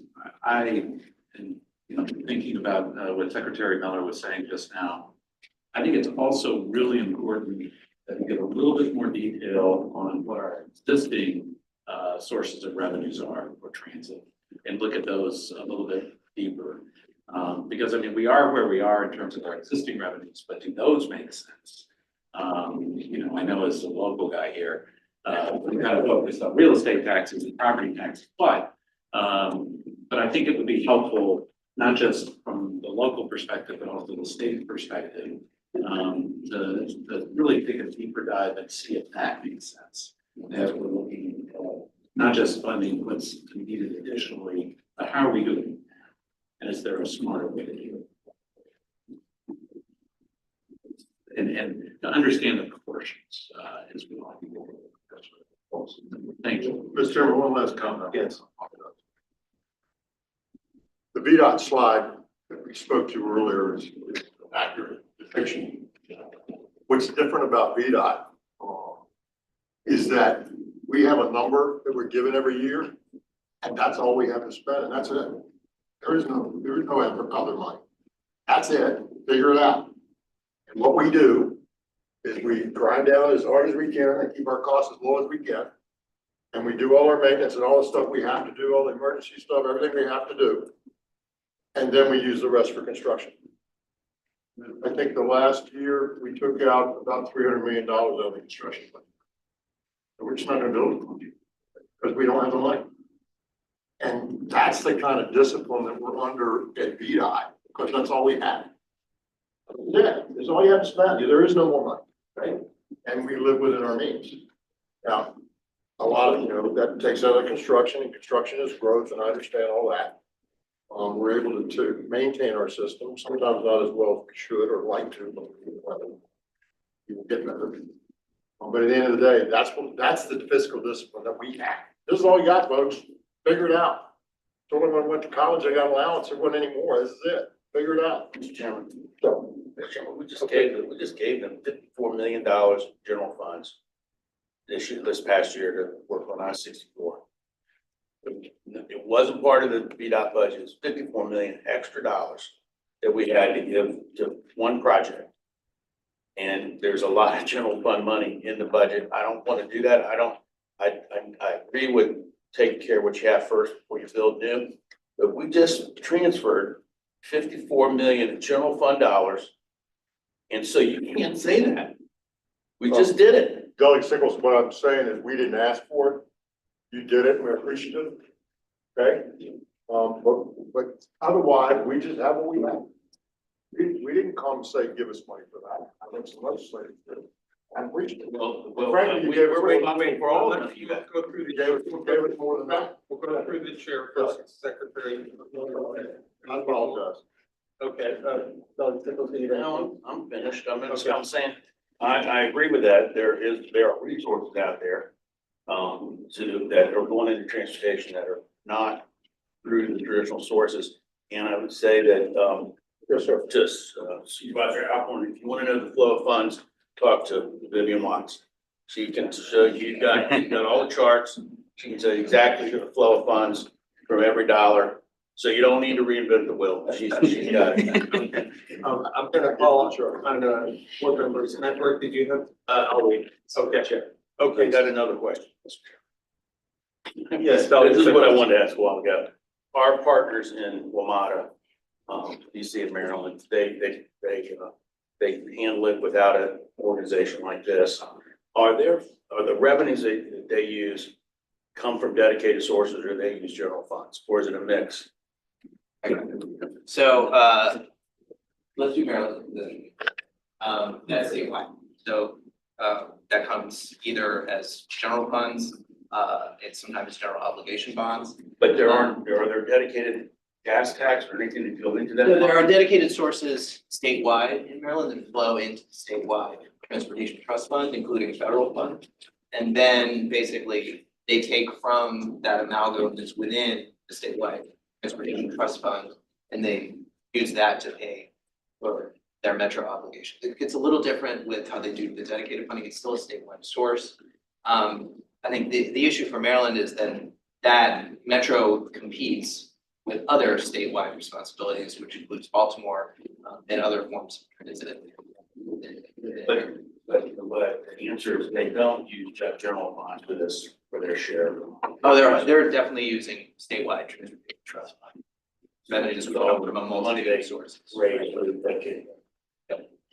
For the District of Columbia, it's a bit more complicated. They pay for their, it is sort of from one place, but then once you kind of peel back the onion, they use the sales tax. They use $178 million of sales tax revenue is their share of the dedicated capital funding. Then you primarily use general fund revenues, and of course the district can raise a lot of different revenues, a lot of different ways. The specific things to note here are they use all of their parking meter fees and all of the parking sales tax revenue is used to pay for their metro operating subsidies. It doesn't cover everything by any means, but it is a tool they have, and then they use general fund revenues as well. They also use their TNC, the Uber and Lyft tax. They use 5% of that to help pay for their capital subsidies as well. So. Thank you. Okay. It saves you several slides. Now I think that brings us to our final presentation on potential additional revenue sources. All right, thank you, Mr. Chair. So your next slide.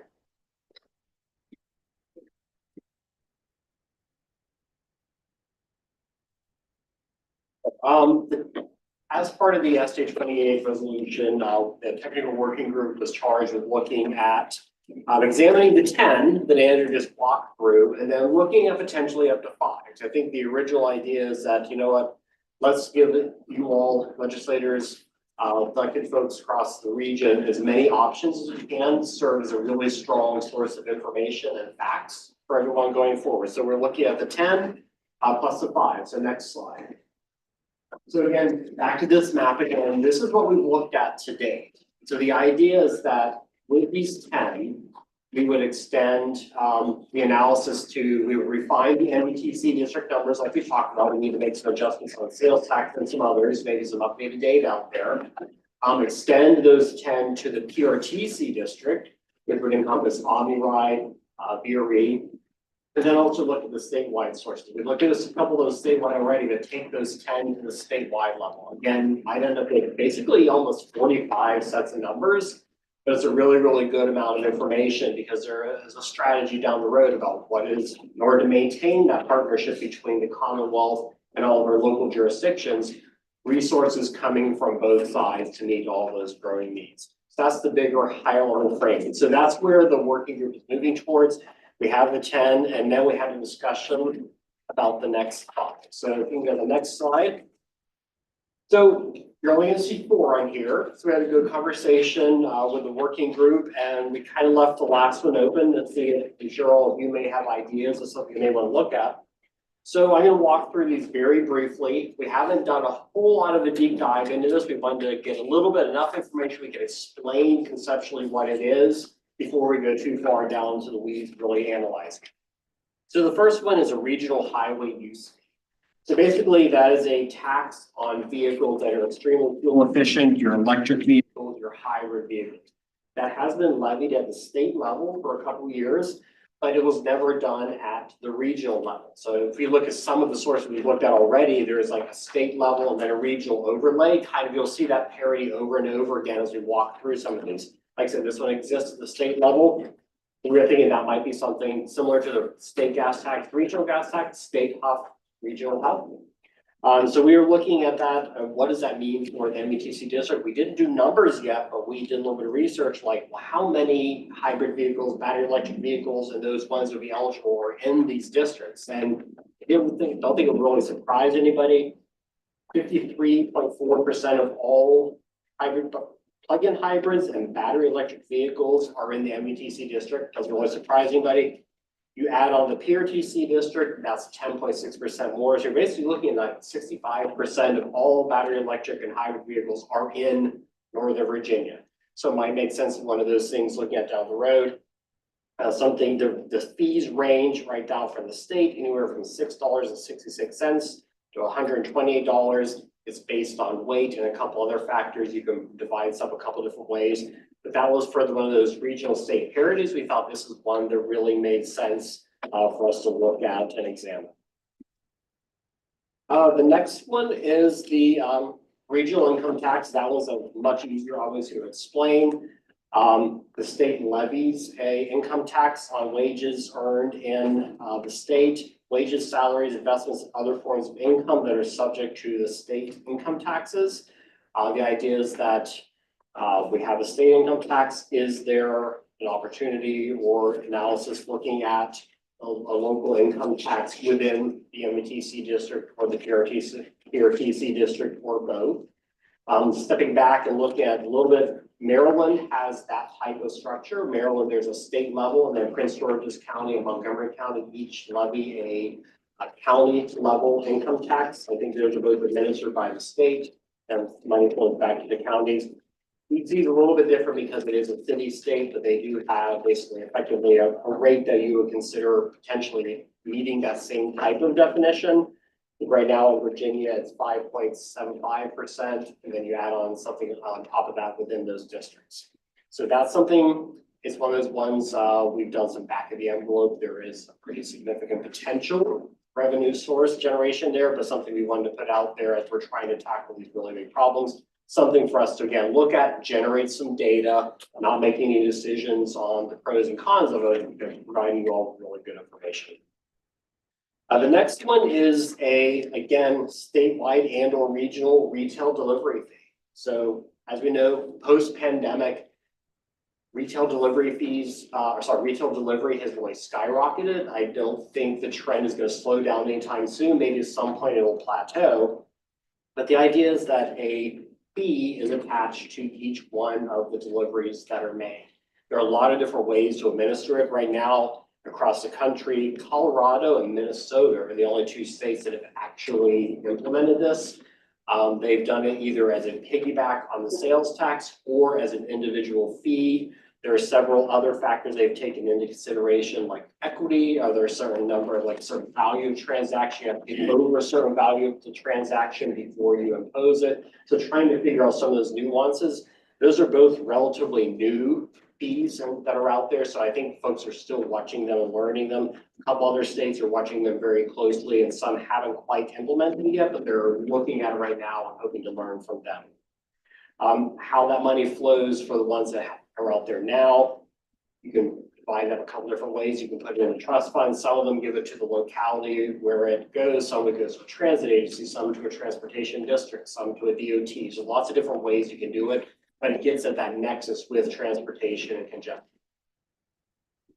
And the last one is a land value split rate taxation approach. Basically, it's a property tax. This is basically a variation of a local property tax. This one was suggested by our colleagues from ATU 689 who are on the working group. Basically, it's a tax is levied either on the value of just the land, or you do a taxation rate different on land versus the improvements. So those are a couple of places that have done it across the country with varying levels of success and opportunity. The variation, I think, typically is used to incentivize development in urbanized areas and try to incentivize areas, a lot of times, the places that are maybe economically not as vibrant. So as a tool for economic redevelopment type of places. So those are a high-level snapshot of the 4 revenue sources that the working group wanted to put out for your all thoughts, questions, concerns. Next steps real quick before we come back to the 4 is we want to have a conversation with you all. Is there anything you think is okay? Throw them out. We don't have to make any decisions now. I think in the November meeting is where the subcommittee, we're going to ask the subcommittee to endorse those because that goes into a work plan for next year to do all that analysis on all of the different revenue sources. That's kind of the next couple steps going out. I was going to frame that before we actually talk about the individual sources. A clarifying question before I turn to Senator Serba. On the regional highway use fee, we had at one point when we initially instituted a tax on hybrid car technology, the General Assembly then eliminated that initial tax. And I think one of the reasons was that we were taxing the technology, not just the lower mileage vehicles, because you could have, say, a hybrid vehicle that doesn't get as good mileage as a brand new super fuel efficient vehicle. So I'm not saying I'm against it, but I like the idea if we were going to impose that, consider the weight and also to consider maybe miles per gallon rather than just taxing something just because it's a hybrid. I mean, electric doesn't use any gas. I understand that easier. And on these statewide regional and retail delivery fee, just a detail I'd be curious in Colorado, Minnesota. I presume that that kind of fee applies even when they deliver to a delivery locker because the truck is delivering it to the delivery locker. I believe. I would assume so. It's based on the sale, and then it being delivered by a vehicle. So in that case, yes, because it's the seller who's getting the fee. It's not like the truck company that's delivering. Just an interesting distinction because if you have a vehicle delivering to your house, it's not the same as them if you pick it up at, say, a Target store. That's kind of very similar to going to the store, but the delivery locker is kind of in between depending where you're getting it. Correct. And I think one thing to note on that is we do want to stress it's very much an emerging trend in transportation funding. And so states are still working out exactly how they want that to look. You know, they're a state that hasn't done it, but has extensively analyzed it is Washington State. And they've produced, you know, an 80-page report on kind of the intricacies of what might be considered. And so yeah, I think there would definitely be additional questions that would come up in how that is fully implemented. Okay. Senator Serba, you have some questions? Yeah, I think it's more of a question for Stephen Kinderman. But I saw that he's our attorney for the Finance Committee, for those you don't know. And I appreciate other states like to play around with the real estate tax, but our Constitution has some restrictions on how the real estate tax is levied. It has to be levied uniformly across all subjects so that we can't, for example, tax commercial office buildings higher than residential ones. Or in other words, tax non-voters more than voters. And so I know we'd set up a special tax district, but is it possible to have a different rate for the building versus the land? I mean, I've never heard of that in this state. I'm not clear if that's even allowed under our Constitution. So we do, I think, permit that currently only for a few localities, Richmond, Roanoke, City of Fairfax. Fairfax as well, yeah. So we do offer that on a limited basis for those localities. I'm not sure if any of them have actually used that authority yet. Would they create a separate property classification or something? They tax improvements at a different rate than property generally. So long as it's greater than 0 and does not exceed the general property rate, I believe. It treats residential, commercial the same within the area. It just creates a separate rate for improvements to the property code. So we have the normal property rate and then we'll have a separate rate for improvements. But it has to be applied on a jurisdiction-wide basis, not on a specific neighborhood. I believe that's correct. Okay. Mr. Chairman, another question. Yes, Senator Serba. So two of the other possibilities that I raised at the last Metro board meeting raised, getting kind of reaction, but one was, I was listening to some stuff the other day, which talked about how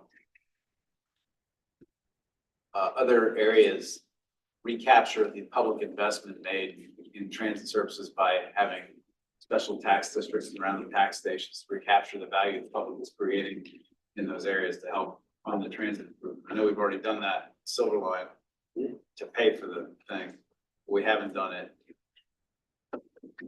For example, the station right here, or, all these Arlington stations or Huntington or Springfield and all the other stations besides Silver Line, one of Tyson's. So I was curious if that something we might be looking at. And the other one was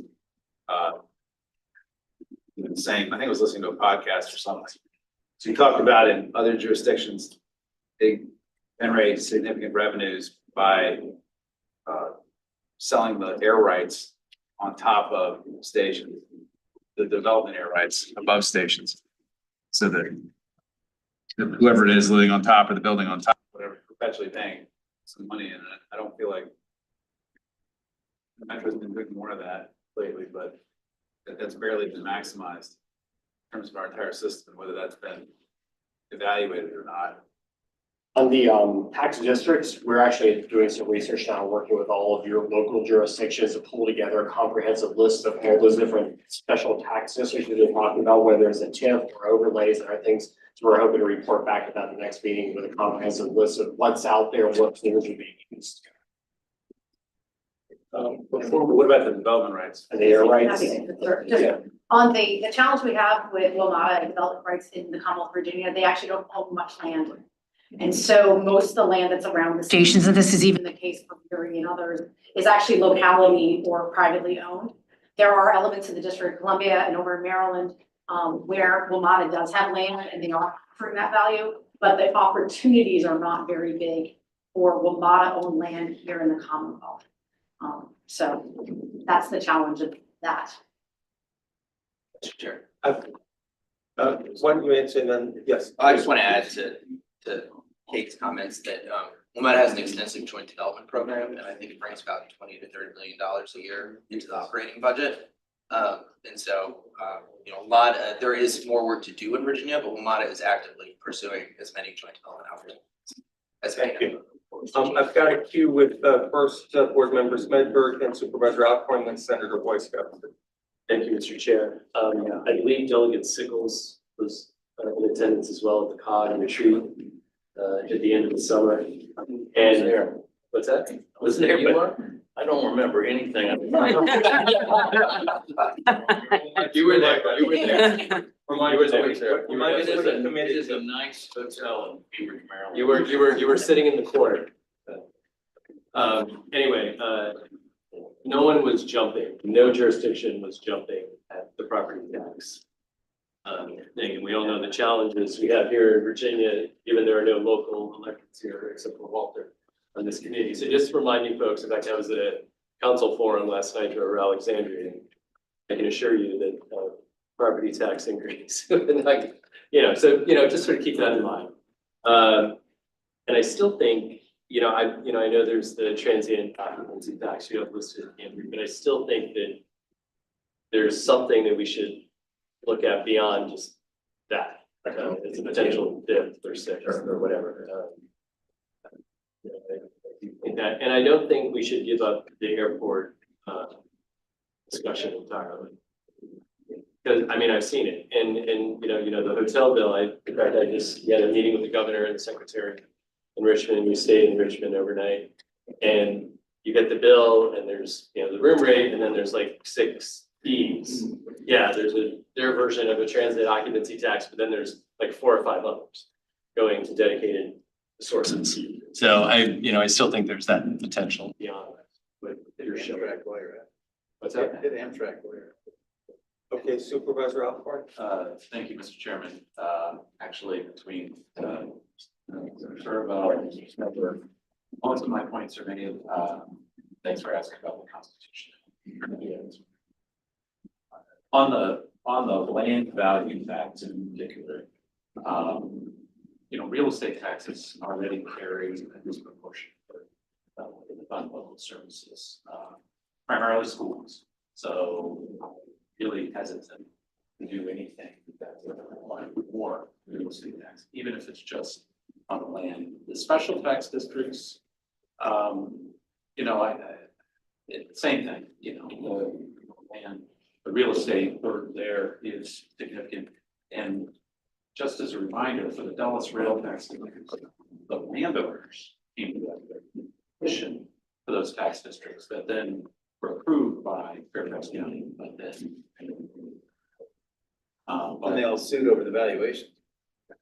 So the boundaries, the valuation, all those things, I don't recommend you go down that path.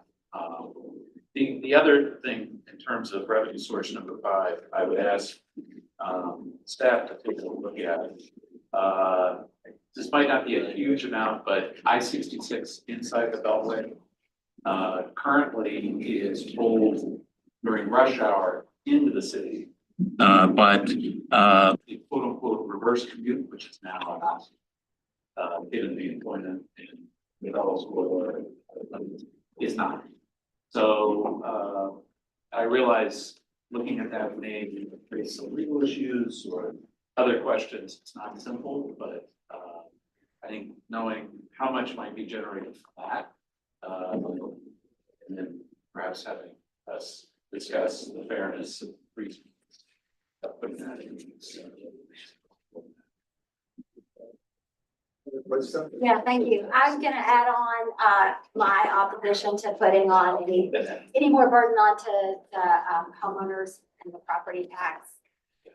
In the region, there are so many of my constituents who bought 30 years ago, and they can barely afford to stay in their home in rainfall and the plain because your property taxes have gone up so much, and they haven't changed anything in their house of significance. To follow up on your question, Mr. Chairman and Supervisor Alcorn, when we eliminated the toll on the opposite end of 6, the thought was incentivizing people to come work in Tyson's.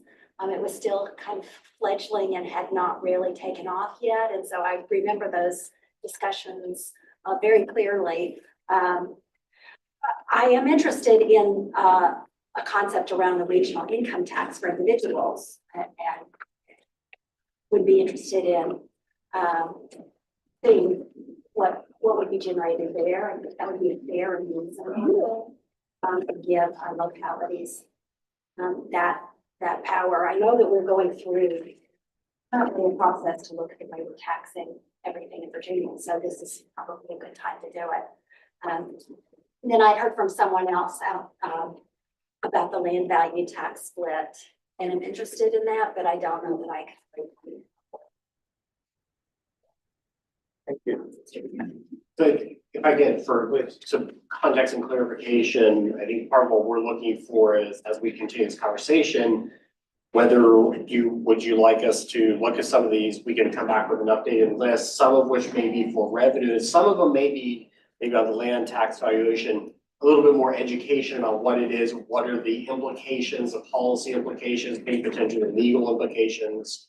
Would you be amenable to leaving it on there to do that research, to have a full discussion about that? Or is it something you really don't want to get down that path? I guess what we're looking at between now and the next meeting. Yeah, thank you, Mr. Chair.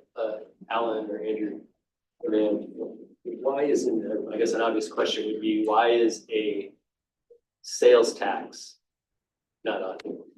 It's on the other But tab. it's on the, It's on the other already on tab. the tab. Oh, I thought we were, yeah. So you have it, Yeah. To 10 Yeah. and then 5 more. all right, so these are, so it's not necessarily excluded. Excluded, no. Oh, okay. Yeah, this chart that we just saw the presentation on was up to 5 other. The new ideas, protections. okay. Additional items. Okay.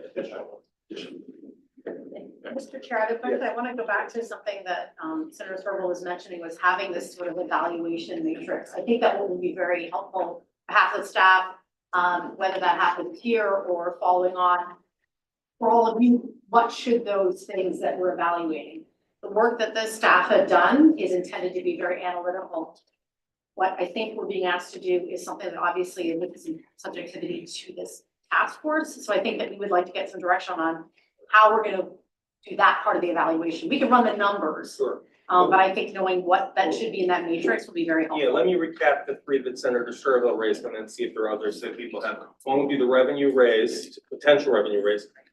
If there's a tourist or visitor contribution, and if there's a behavior altering component, in other words, people driving less or encouraging transit use or something like that. Scott and Senator Woodson. It's just, to me, recapturing part of the value taxpayers are creating in private property owners surrounding the district is an important variable as well. I mean, we have some landowners that are reaping massive rewards off the fact that the public has chosen to invest significant capital in their, next to their building, or whatever. To me, that's also a variable that I think ought to be maximized.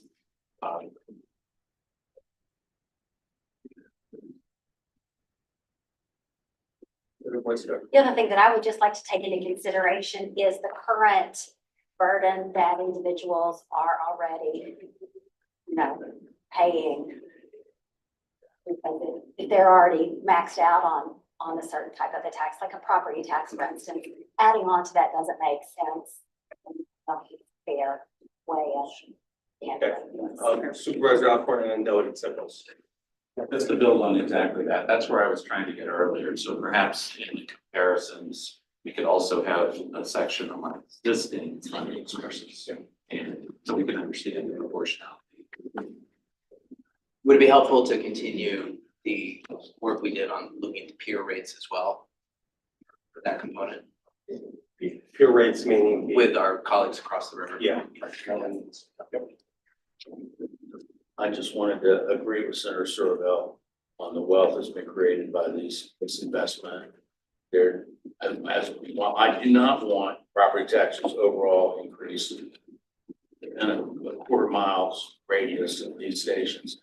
I think is reasonable for people who have just had a huge increase in their net worth because of public investment. And as far as Senator Boysko's concerned, maybe Supervisor Alcorn can tell us, but there's a pretty generous program you have for seniors to not pay property taxes. Maybe you want to look at expanding that. And that was, a certain income level and asset limit. And so right now, if you're a modest income retiree in Fairfax County, you do not pay property tax. You have a relatively low, if you're on Social Security and you haven't saved a lot of resources over time, there's no property tax after 65 years old.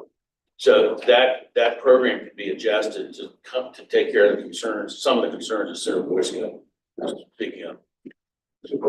Yeah, we did actually just adjust it last year, at least in Fairfax County, and we looked at the pros and cons, and it does help some people with lower incomes, but the asset value is where it really.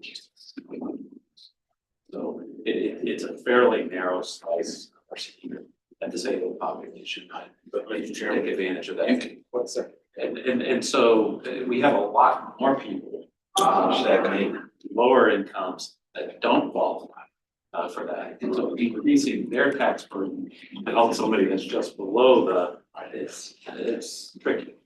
So, yeah, and in terms of the special tax district, you know, at least in the Silver Line, corridor, the Dulles corridor, phase 2, tax district continues for another 5 years. And, you know, we're talking about tax rates, that I believe started at 22 cents, I think, for $100 of assessed value, in addition to the baseline real estate tax, in addition to the commercial and industrial tax levied on all commercial, properties, which basically max out, thank you. So I'm not sure, I'm not against looking at it, but I'm not sure it's gonna move the needle that much. And frankly, we also have some landowners in Northern Virginia that have paid for, I would say, their share of Metro Rail, and then we have others that have not. And I'm not sure how we would address that on a regional basis. Meaning ones that are further away from the station. Older stations. Okay. Yeah, I can follow up on some of those comments. When we did a qualitative evaluation last year, I think that was something we heard very strongly. There's some station area tax districts, in Potomac Yard for new construction, Silver Line Phase 1 and 2 for new construction.